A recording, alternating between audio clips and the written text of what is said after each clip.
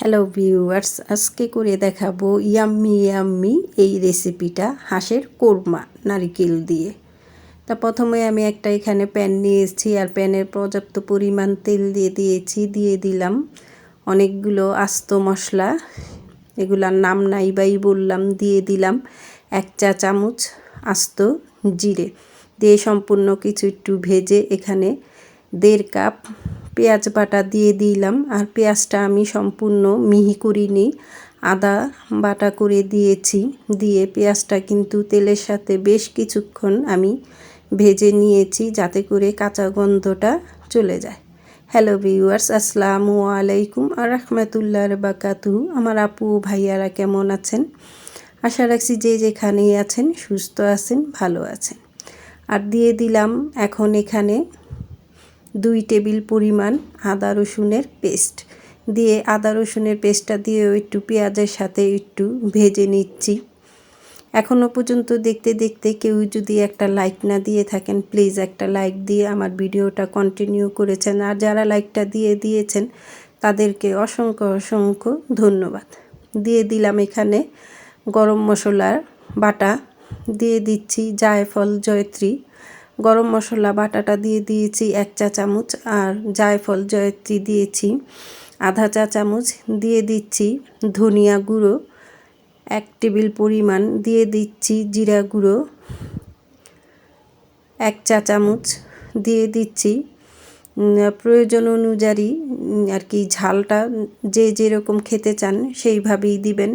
আর হাঁস বলে কথা, তা হাঁসে কিন্তু ঝাল না হলে ভালোই লাগে না। শীতের দিনে তো ঝালটা তো চলেই, তাহলে কিন্তু শীতটা একটু কম লাগে।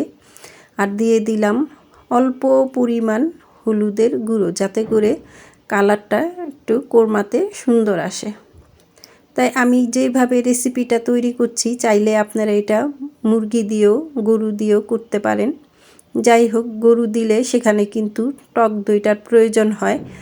তো এখানে আমি হাঁসে কিন্তু কোনো টক দই দিইনি। দিয়ে মশলাটা অনেক সময় নিয়ে আমি কষিয়েছি। কষানোর পরে আর হ্যাঁ, পরিমাণ মতো দিয়ে দিয়েছি লবণ। এই সমস্ত কিছু দিয়ে মশলাটা কষিয়ে এখন এখানে আমি হাঁসটা কেটে ধুয়ে পরিষ্কার করে রেখেছিলাম, ওটাই এখানে দিয়ে দিলাম। এখানে 2টো হাঁস। তো এই হাঁস দুটোকে ভালো করে মশলার সাথে মিশিয়ে ঢাকনা দিয়ে ঢেকে এটাকে রান্না করব। যতটুকু সম্ভব এই হাঁসের থেকে কিন্তু অনেক পরিমাণের পানি উঠবে, আর সেই পানিটা দিয়েই চেষ্টা করব হাঁসটাকে সিদ্ধ করে নেওয়ার জন্য। আপনাদের যদি এই আর কি পানিতে হাঁসটা যদি সিদ্ধ না হয়, তাহলে এখানে ফুটনো গরম পানি দিয়ে দিবেন। আমারও কিন্তু একইভাবেই হয়েছে, যেহেতু হাঁস কিন্তু অনেক আর কি শক্ত, তার জন্য এটা কিন্তু চুলার আঁচটা আমি একটু কমিয়ে দিয়ে অনেক সময় নিয়েই এটা আমি রান্না করেছি। আর প্রয়োজন অনুযায়ী আমি একটু পানি না দিয়ে আমি এখানে একটা নারিকেলের অর্ধেকটা অংশ আমি ব্লেন্ডারে ব্লেন্ড করে এটার দুধসহ নারিকেল বাটাটাও আমি দিয়েছি। যে শুধু যে নারিকেলের দুধ তা না, কিন্তু নারিকেলটা সহই আমি এরকমভাবে ব্লেন্ডার করেছি যাতে করে এটা আর জানি খাওয়ার সময় বুঝাই যাবে না যে এখানে কোনো নারিকেল দিয়েছি, আস্ত মানে দুধটা দিয়েছি। শেষ পর্যায়ে এসে এখন এখানে দিয়ে দিলাম কিছু কাঁচামরিচ, আস্ত কাঁচামরিচ, আর দিয়ে দিয়েছিলাম গরম মশলার গুঁড়ো লাস্ট টাইমে দিয়ে এখন ঢাকনা দিয়ে ঢেকে 5 মিনিটের মতো রেখে দিয়েছি। আর দেখুন মাশাল্লাহ, দেখতে কত সুন্দর লাগছে, আর খেতেও কিন্তু অসম্ভব। এই একটি রেসিপি দিয়ে আপনারা সব কিছু খাবারই খেতে পারেন। পোলাও, সাদা ভাত, নান রুটি, সাধারণ রুটি, পরোটা। সব শেষে দিয়ে দিলাম 1 টেবিল পরিমাণ মানে 4 চামচ দিয়ে 2-3 চামচের মতো ঘি দিয়ে মিনিটের মতো আমি একটু ঢাকনা দিয়ে ঢেকে তারপরে এটাকে আমি নামিয়ে নিয়েছি। আর দেখুন দেখতে কত সুন্দর লোভনীয় লাগছে।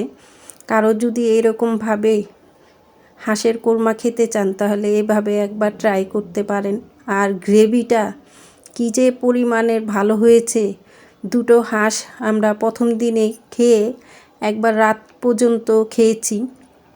শেষে যে একটু এই যে গ্রেভিটা ছিল সেটা দিয়ে পরের দিন আমি চাউলের আর কি চাপটি বানিয়েছি, সেটা দিয়ে আমার মেয়ে আর আমি খেয়েছি। অসম্ভব মজা হয়েছিল।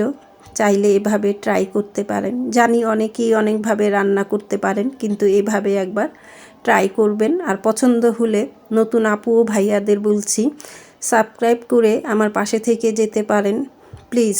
সাব করে পরে আবার যে কেটে দেন, এটা অনেক দুঃখজনক। এভাবে করবেন না। পছন্দ হলে সাবস্ক্রাইব করবেন, আর না পছন্দ হলে করবেন না। এটা নিতান্তই আপনাদের ব্যাপার। জোর করে কারো কাছ থেকে কিছু আদায় করা যায় না, জানি, আমিও করতে চাই না। তা আমার রেসিপিটা কেমন হলো আমাকে কমেন্ট করে জানাতে পারেন। সবাই সুস্থ থাকবেন, ভালো থাকবেন এই বলে বিদায় নিচ্ছি। অনেক দিন পরে একটা রেসিপি দিলাম। ফুল দেখার চেষ্টা করবেন এবং অ্যাড সহ দেখার চেষ্টা করবেন। আর লাইকটা প্লিজ লাইক দিয়েই আমার ভিডিওটা দেখা শুরু করবেন, নয়তোবা আপনারা ভুলে যান। শেষ প্রান্তে এসো আবার আপুদেরকে মনে করিয়ে দিলাম, একটা লাইক দিয়ে দিবেন প্লিজ। তা সবাই সুস্থ থাকবেন, ভালো থাকবেন। আল্লাহ হাফেজ।